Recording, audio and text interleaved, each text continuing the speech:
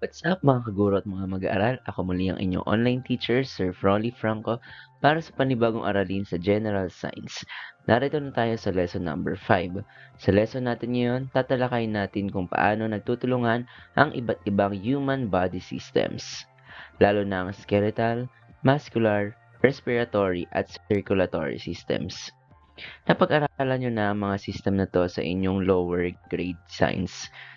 Malalaman naman natin ngayon kung paano naapektuhan ang buong katawan kapag may localized damage or injury ang isang system. Narito ang mga objectives ng ating lesson na pwedeng adapt ng mga teachers na nanonood ng video na ito. Identify the basic functions of the skeletal, muscular, respiratory, and circulatory system. Explain how two body systems interact to perform a function. Compare the effects of damage in different systems, and illustrate how a specific injury or condition affects the system function. Let's do first a pre-activity. Students form a small group to act out short scenes showing what might happen if one body system suddenly stops working for 30 to 60 seconds. Each group is assigned a system: skeletal, muscular, respiratory, or circulatory. The teacher will encourage exaggerated but clear movements to highlight the impact. Then, the students will answer the following process question: what real-life situations might look like this? And why is it important for body systems to work together? Let's start with the overview of human body systems. Ang ating katawan ay binubuo ng maraming systems, each with a specific function. Pero hindi sila hiwalay, lahat sila ay connected. Halimbawa, ng skeletal systems, ang kailangan ng muscles para makagalaw at kailangan ng respiratory system ng oxygen para gumana ang muscles at iba pang organs. Let's start now with skeletal system.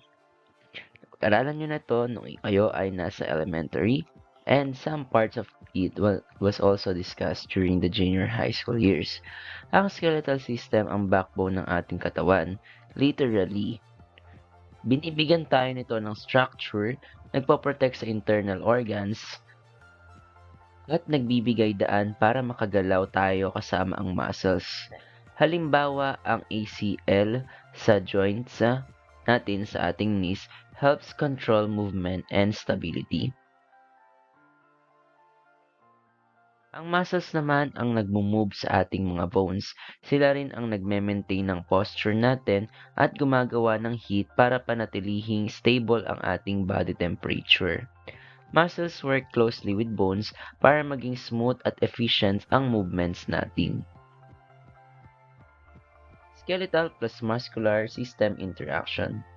Parehas silang nagtutulungan. Halimbawa, sa pagtakbo, muscles contract at humihila sa bones while bones provide leverage para efficient ang movement. Kapag may injury sa ligaments like ACL, naapektuhan din ang muscle function dahil nawawala ang stability. Now, let's take a look deeper on how muscular and skeletal system works. Take this ACL. By the way, what is ACL? ACL stands for anterior cruciate ligament. When we say ligaments, these are the special connective tissue that connects different bones in our body. So, ito ay matatagpuan sa ating mga knees. So, ito ay nagkokonekta sa mga bones natin sa ating knees. So, take this ACL, tear for example. Kapag napunit ang ligament na ito, nawawala ang joint stability at nagiging risk sa further injury. Muscles try to compensate pero over time, pwede rin silang manghina or ma-overuse. Ito yung mga karaniwang natitear sa mga basketball players. Rehabilitation targets both skeletal integrity and muscle strength. Now, these are sample relationship skeletal and muscular system. So we have first, the structure involved. For example, yung ACL or anterior cruciate ligament connects femur, yung ating pinakamahabang bone na makikita sa ating thigh, to tibia, sa bone naman natin yan sa ating legs within the knee joint. Then yung muscular system naman, quadriceps, yun yung muscles na nado sa ating legs, hamstrings, and surrounding stabilizing muscles. Function before injury. So yung skeletal system natin provide joint stability, controls tibial movement, supports weight bearing. While our muscular system enables movement and stabilizes joint. Then, nang nagkaroon ng ACL tear, nagkaroon ng loss of joint stability and misalignment of bone. Sa muscular system naman, nagkaroon ng muscle inhibition and reduced strength. So what is the compensatory response? Other ligaments and bone may bear abnormal stress, and muscles attempt to compensate, often leading to overuse or imbalance. So what are the clinical consequences? For skeletal system, nagkakaroon ng degeneration, and then sa muscular system naman, nagkakaroon ng atrophy or weakness. So what will be the rehabilitation? So for skeletal system, we restore structural integrity via surgery or naglalagay ng brace. Na sa muscular system naman, nire-rebuild yung strength, retrain neuromuscular control para maigalaw ulit yon. So, for system interdependence, bones needs muscular support to maintain alignment and function, while muscles rely on stable skeletal structure for effective contraction and movement. So, yan. Nakikita talaga natin dyan na mayroong relationship yung skeletal and muscular systems. Answer the following process questions based on this table. What changes occur in the muscular system when the ACL is damaged? How do muscles compensate for the loss of ligament support? And what does this case reveal about the interdependence of body systems? Let's do another case analysis. So review the ACL tear case. In pairs, discuss how would you design exercises to restore both skeletal and muscular function for a person who experienced ACL tear. Next, we move to respiratory system. Ang respiratory system ang nagdadala ng oxygen sa katawan at nag-aalis ng carbon dioxide.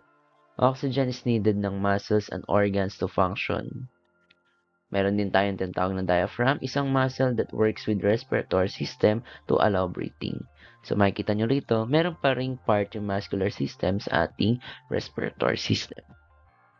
Circulatory system ang delivery system ng body.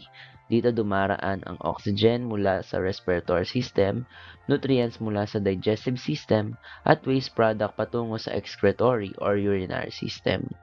So, di ba, ang daming connected sa kanyang system? Also, muscles relies on good circulation for activity.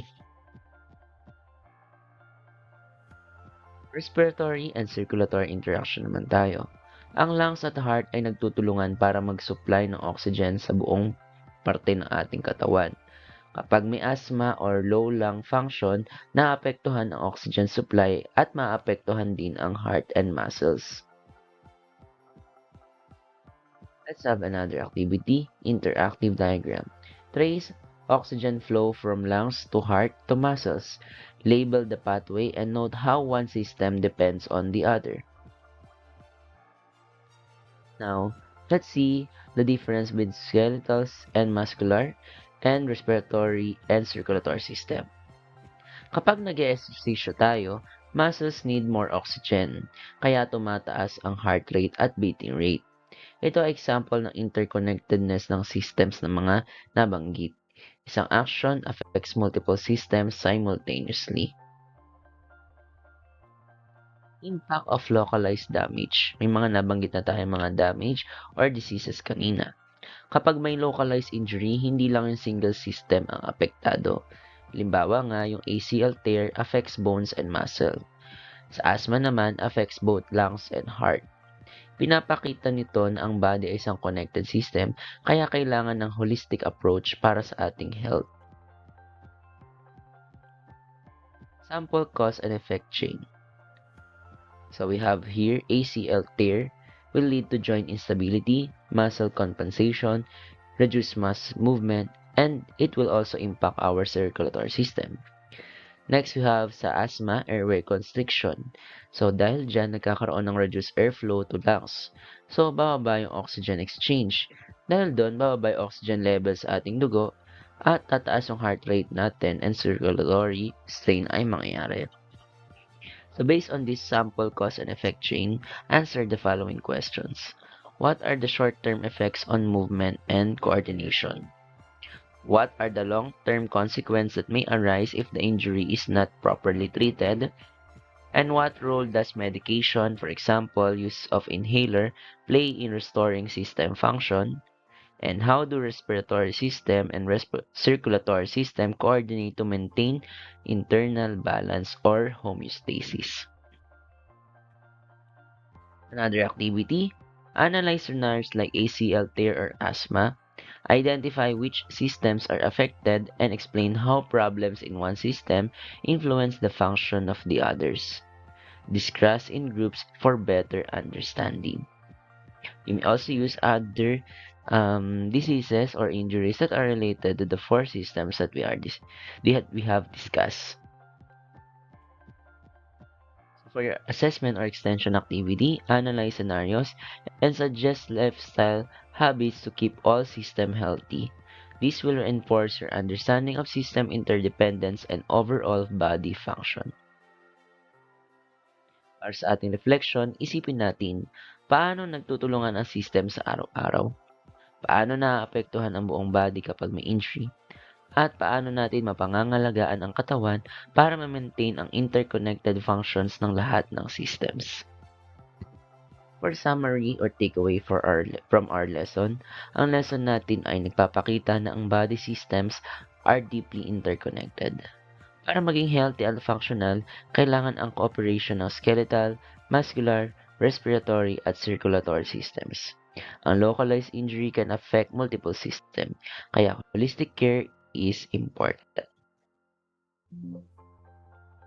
That's it for our lesson about different organ systems of our body, the skeletal, muscular, respiratory, and circulatory system. Credits to the development team of the lesson exemplar from which some parts of the lessons are based. Once again, I am your online teacher, Sir Franco. Thank you for watching.